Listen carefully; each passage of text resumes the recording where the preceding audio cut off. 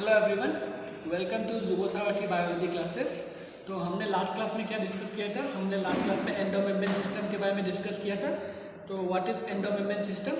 Endomembrane system में 4 organelles बैठे हमने: endoplasmic reticulum, Golgi apparatus, lysosomes और nucleus.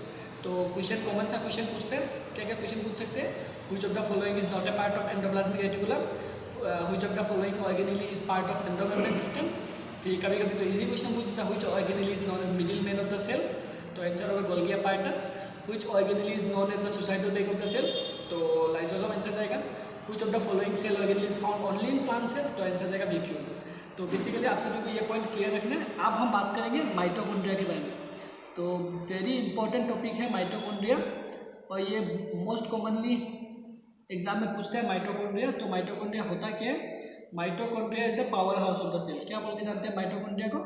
Power house of the cell. Power house of the cell क्यों बोलते हैं? क्योंकि इसमें एटीपी की सिंथेसिस होगी। What is ATP? Adenosine triphosphate. ATP is the energy currency of the cell. What it is? Energy currency of the cell and adenosine triphosphate. ठीक है। तो माइटोकॉन्ड्रिया का शेप कैसे है? सॉजेस शेप या सिलेंड्रिकल शेप? कैसा shape? Sausage shape या cylindrical shape. ये कैसा है? माइटोकॉन्ड्रिया का शेप है सॉजेस शेप या सिलेंड्रिकल शेप। ठीक है। तो बेसिकली माइटोकॉन्ड्रिया किस तरह का structure? Double membrane bound structure. कैसा structure? Double membrane bound structure. तो ये सब छोटी छोटी फैक्ट्स से हम डिस्कस करते जाएंगे और आप लोग एनसीईआरटी के डायग्राम को एक्सट्रैक्ट कीजिएगा। ठीक है। तो डबल मेम्ब्रेन होने से फ़ायदा क्या हुआ? इसमें दो कंपार्टमेंट बनेंगे, एक आउटर कंपार्टमेंट, एक इनर कंपार्टमेंट। क्या? एक आउटर कंपार्टमेंट, एक इनर कंपार्टमेंट। तो आउटर कंपार्टमेंट का मतलब क्या? आउटर कंपार्टमेंट उसको लिमिटिंग मेम्ब्रेन प्रोवाइड करेगा। क्या प्रोवाइड करेगा? Continuous limiting boundary. ठीक है। आउटर कंपार्टमेंट क्या होगा? कंटिन्यूअस होगा। क्या होगा? कंटिन्यूअस। जबकि इनर क्या होगा? वो उसको लिमिटिंग बाउंड्री प्रोवाइड करेगा। ठीक है। ये 2 पॉइंट याद रखना है। और अब अपन को कुछ ज़्यादा फैक्ट्स याद नहीं रखना है, इसमें अपन को याद रखना है इनर जो कंपार्टमेंट है ना, आप लोग जब एनसीईआरटी में डायग्राम देखोगे तो इनर कंपार्टमेंट पे हम लोगों को पता चलेगा इनर कंपार्टमेंट में कुछ कुछ रिएक्शंस होते हैं। जैसे कि इनर कंपार्टमेंट में 2 रिएक्शन का नाम बहुत इंपॉर्टेंट है। एक हो गया ETC, electron transport chain, inner compartment पे होता है, ये हम लोगों को जानना है। और इनर मेम्ब्रेन में एक F0 F1 पार्टिकल एग्जिस्ट करते हैं। क्या कहते हैं? F0 F1 पार्टिकल, जिसे हम पिन हेड ऑक्सीजोम बोलते हैं। क्या बोलते हैं? Pin head oxysome. ठीक है। ये पॉइंट बहुत इंपॉर्टेंट है। इनर कंपाउंड के कंपोनेंट्स क्या क्या है? Electron transport chain, F0 F1 final particle. ठीक है। अब बेसिकली हम लोगों को माइटोकॉन्ड्रिया में ज़्यादा डिटेल नहीं पढ़ना है, क्योंकि माइटोकॉन्ड्रिया के डिटेल हम प्लांट फिजियोलॉजी में बहुत पढ़ेंगे। तो हमें क्या पढ़ना है? हमें एटीपी फंक्शंस के बारे में जानना है। क्या जानना है? फंक्शंस। तो फंक्शन क्या है? ATP formation is the most important function. Next it is the biogenesis of cell. क्या है? बायोजेनेसिस ऑफ सेल कहते हैं। तो बायोजेनेसिस कैसे कहते हैं? बाइनरी फिजन से कहते हैं। कैसे? Binary fission. तो माइटोकॉन्ड्रिया हम सबको पता है सेमी ऑटोनोमस ऑर्गन है। क्यों सेमी ऑटोनोमस कहा? क्योंकि इसके पास इसका खुद का डीएनए है, आरएनए है, double stranded DNA, single stranded DNA, nuclear DNA, naked DNA. तो ये क्या कह सकते हैं? अपने आप को रिप्लिकेट कर सकते हैं। और मैंने ऑलरेडी कहा बायोजेनेसिस कर सकते हैं, तो बाइनरी फिजन डेफिनेटली शो करेगा। इसका राइबोसोम कैसा होता है? 70S टाइप का राइबोसोम होता है, और इस पर क्रेब साइकिल कॉर्पोरेट करता है, ETC कॉर्पोरेट करता है। तो ये 2 बहुत इंपॉर्टेंट फंक्शन है, ETC और क्रेब साइकिल करते हैं। तो हमें इतना डिटेल्स माइटोकॉन्ड्रिया के बारे में जानना बहुत जरूरी है। क्या क्या? माइटोकॉन्ड्रिया का फंक्शन क्या? ATP formation, biogenesis of cell by the process of binary fission. It is a semi autonomous organ, क्योंकि इसके पास खुद का डीएनए है, खुद का mRNA है, खुद का राइबोसोम्स है। और इसका मेन 2 रिएक्शन क्या क्या है? क्रेब साइकिल और ETC। ठीक है। अब हम नेक्स्ट बात करेंगे, बहुत छोटा सा टॉपिक है प्लास्टिड्स। प्लास्टिड से क्वेश्चन जनरली आते हैं, तो हम प्लास्टिड के बारे में डिस्कस करेंगे। तो प्लास्टिड हम बेसिकली 3 ब्रॉड क्लासिफिकेशन पढ़ेंगे। क्या क्या? क्रोमोप्लास्ट। प्लास्टिड भी क्या है? एक तरह का सेल ऑर्गेनेल है। Chromoplast, chloroplast, then leucoplast. तो ये क्लासिफिकेशन एनसीईआरटी में पैराग्राफ करके दिया, मैंने इसे फ्लो चार्ट के फॉर्म में प्रेजेंट करने का कोशिश किया।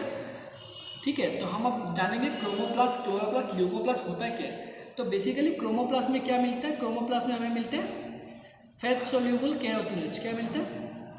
फैट सोल्यूबल कैरोटिनॉइड्स मिलता है, जिसमें पिगमेंट्स होते हैं। क्या होते हैं? पिगमेंट्स। पिगमेंट क्या क्या होते हैं? 2 पिगमेंट का मैं नाम लिख रहा हूँ, कैरोटिनॉइड्स और जेंटोफिल। क्या क्या?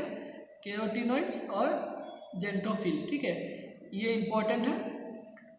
क्रोमोप्लास्ट का क्या क्या कैरेक्टरिस्टिक्स है, कैरोटिनॉइड्स और जेंटोफिल। तो प्लास्टिड में हम लोग 3 कैटेगरी के बारे में बात किया, क्या क्या, क्रोमोप्लास्ट, क्लोरोप्लास्ट, ल्यूकोप्लास्ट। क्रोमोप्लास्ट में क्या मिलता है, फैट सोल्यूबल कैरोटिनॉइड्स पिगमेंट मिलते हैं, क्या क्या, कैरोटिनॉइड्स, जेंटोफिल, ठीक है। क्लोरोप्लास्ट क्या है, क्लोरोप्लास्ट में बेसिकली क्लोरोफिल मिलता है। क्या मिलता है, chlorophyll is a green colour pigment found in stomata, मतलब प्लांट सेल में मिलेगा, तो इसके बारे में हम डिटेल में बात करेंगे। फिर जो ल्यूकोप्लास्ट है, ल्यूकोप्लास्ट को भी हम 3 कैटेगरी में डिवाइड करते हैं, क्या क्या, एमाइलोप्लास्ट, एलायोप्लास्ट और एल्यूरोप्लास्ट। क्या क्या, एमाइलोप्लास्ट,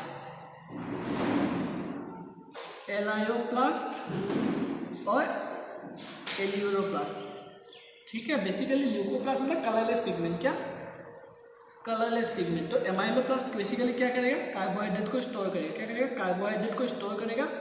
एलायोप्लास्ट फैट्स और ऑयल्स को स्टोर करेगा, जबकि एल्यूरोप्लास्ट क्या करेगा, प्रोटीन को स्टोर करेगा, ठीक है। ये 3 फंक्शन हम लोगों को जानना पड़ेगा प्लास्टिड के बारे में।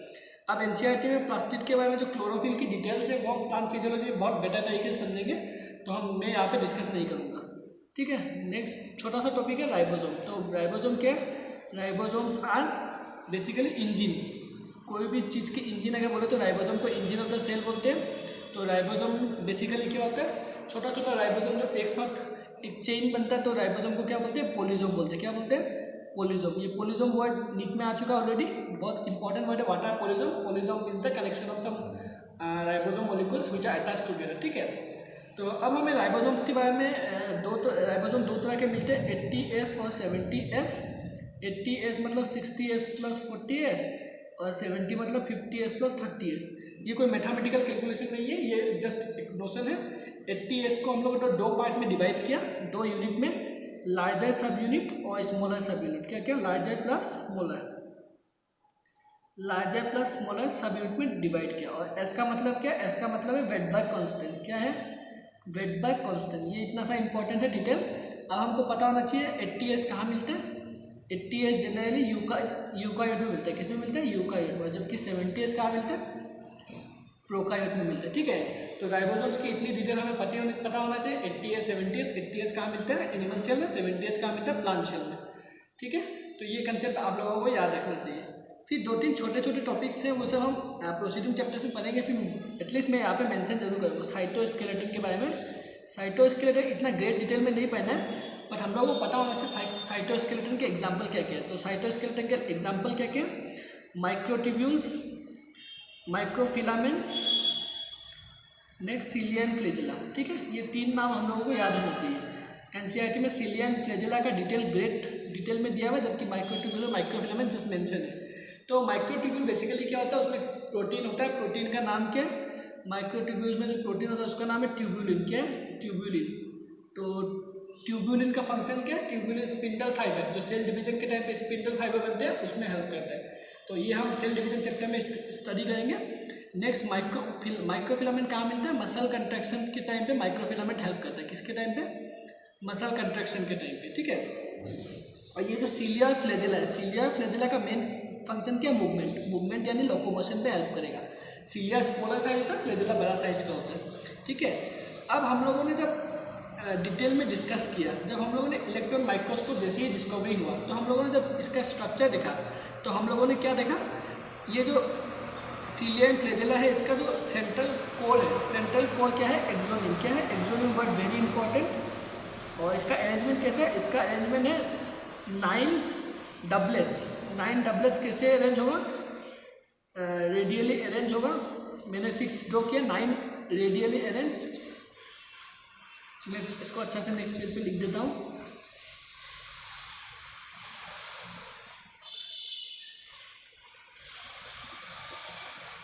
तो इसका स्टेटमेंट याद रखना, 9 पेयर्स या 9 डबलेट्स रेडियली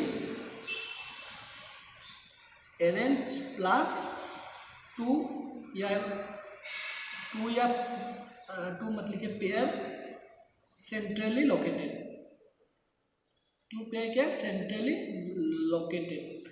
तो माइक्रोट्यूब्यूल्स का अरेंजमेंट कैसे, 9+2 एरे बोलते हैं। इसे क्या बोलते हैं, 9+2 एरे, जिसमें 9 पेयर कहाँ पे है, 9 पेयर पेरिफेरल में पेयर के रूप में अरेंज है, और 1 पेयर मतलब 2 सेंट्रली अरेंज है।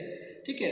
तो बेसिकली ये 9+2 वाला अरेंजमेंट वेरी इंपॉर्टेंट नीट में आ चुका है और बार बार आएगा एक्सोनीम का अरेंजमेंट, ठीक है, ये याद करना है।